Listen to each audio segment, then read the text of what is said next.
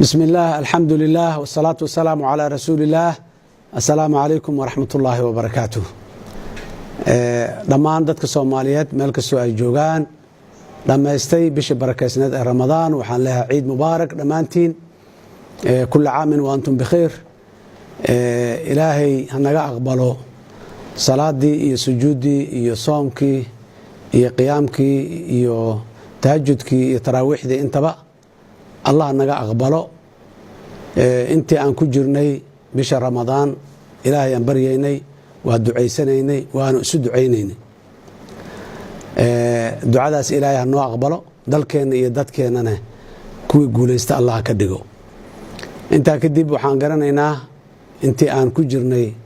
bisha barakeysnayd ducooyin aad iyo aad u qiimo badan ayaan ku duceysan jirnay Allahumma innaka afun wa tuhibbul afwa fa'fu anni ya rabbal alamin ayaa kamid ah anagoo wajiga dhulka ku hayno oo sujuudsan aan ilaahay ka baryeynay cafisan ilaahay ka baryeynay ilaahay inta wax cafisa inuu ugu fiican yahay cafisku uu jecel yahay asaguna cafis uu yahay ilaahuna cafiyan lahayn sidaas daraadeed fursadan waxaan leeyahay ummadda Soomaaliyeed ee muslimiinta ah ha ka faa'iideysato walaalkaaga Soomaaliyeed cafi walaashaada Soomaaliyeed cafi meel kastoo aad joogtaba cafiga rabbi hana wada cafiyo anaguna aan iscafin hadii aan leeyahay inta kadib maalinta ciida ah ee fadliga badan walaalaha Soomaaliyeed ee ilaahay wax u dhiibay ha garab istaagaan oo ha gargaaraano walaalahooda kale ee danyarta ah si ciida aan farxad ugu wada ciidno annaga dhamaanteen caruurteenu ay farxad ugu ciido aan wadaagno waxa aan haysano maalintaas farxadda leh si aan u wada faraxsanaano hadii alla yiraahdo inta kadib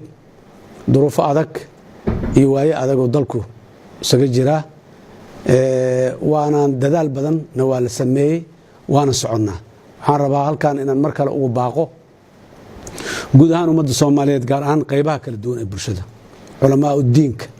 waxaan leeyahay walaa culamadeennii doorkiina qaata wacyigelinta dadka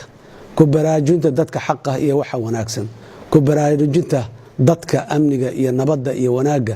iyo dawladnimada ku baraarujinta dadka iswalaalaysiga iyo midnimada doorkaasi waxaan leeyahay culimadu aad ha u xoojiyaan oo aqli celinta waana siinta kuweena xoogaa fogaaday ee maxaan ku iraahday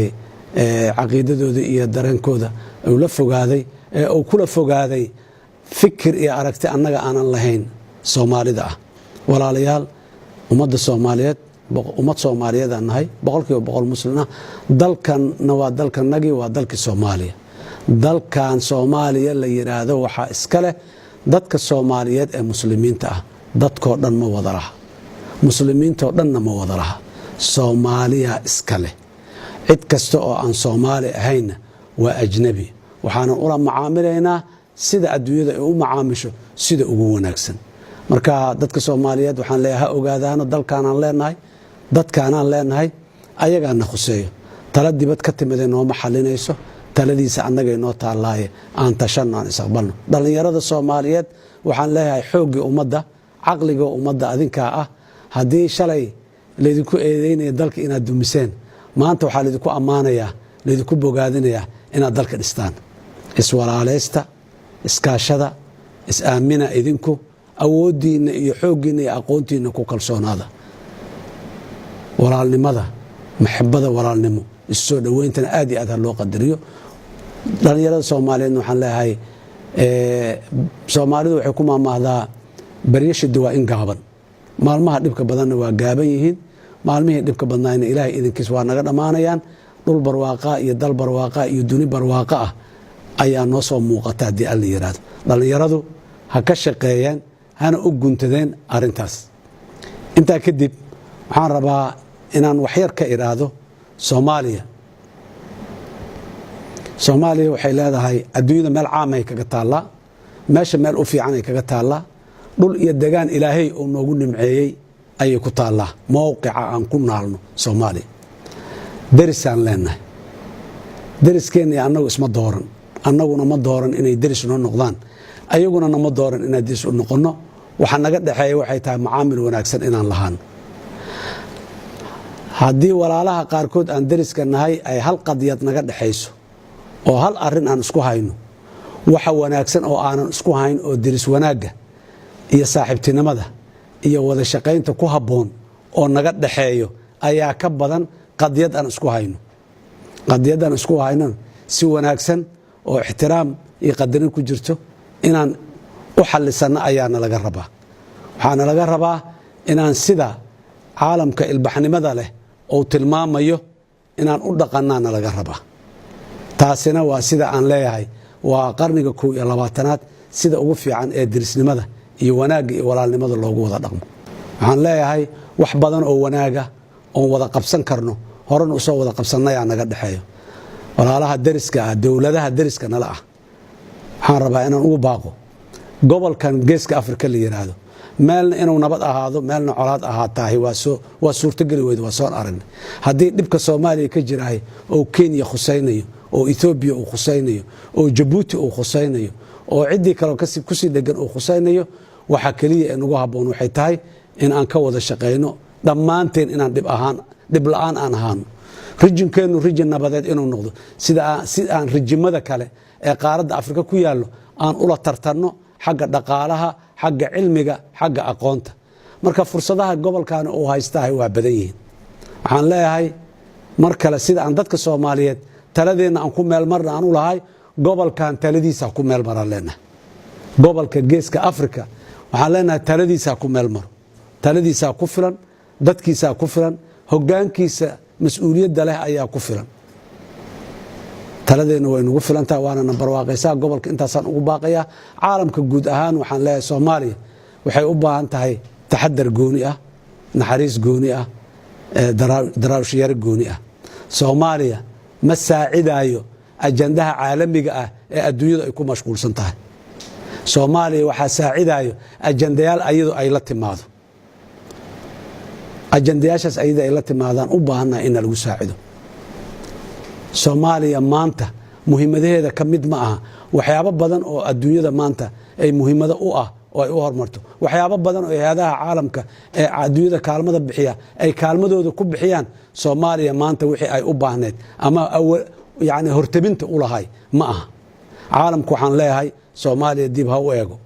baahideeda gaarka ha eego, duruufaheeda gaarka ha eego, baahida ayadu ay qabtay ayadu ay cayimata ha lagu garab siiyo. intaa kadib dadka Soomaaliyeed meel kastoo joogaan waxaan leeyahay ciid mubaarak.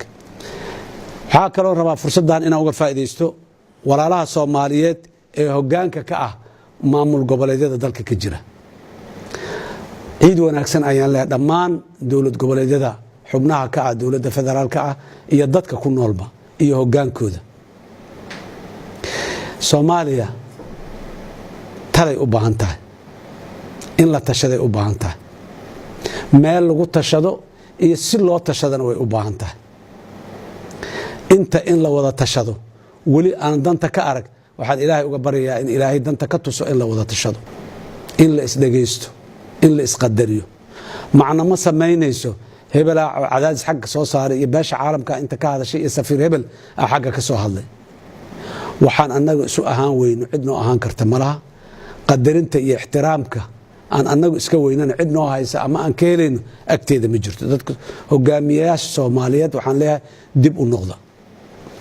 wixii garowga ka dhacay dadaalay ahayd, isku day fiican ay ahayd, waa ammaanaya, waa bogaadinaya. dowladda Puntland ee maxaanku irahdaye gogasha dhigtay ayaan ammaanaya, hoggaankeedaan bogaadinaya. wax fiican ayay sameeyeen. intii ka qayb gashay ama madaxda dowladda dhexe ahayd ee dowladda federaalka ama madaxda muxuu ahay gobolada intaba ayaguna dadaal fiican, isku day fiican ay sameeyeen, waa ku ammaanan yihiin. laakiin haddii hal mar la iskeeni waayo ma aha inay xaajadu meesha ku dhammaatay. waxaan qabaa in la isku noqdo, hal la isku noqdo ayaan leeyahay. waxaan qabaa in la isku noqdo, mar kale in la wada hadlo, mar kale goglo kale in la fidiyo, mar kale in la is aqbalo, in la isu yimaado oo la isla fariisto. waxaan qabaa in aanay Soomaaliya dhaqin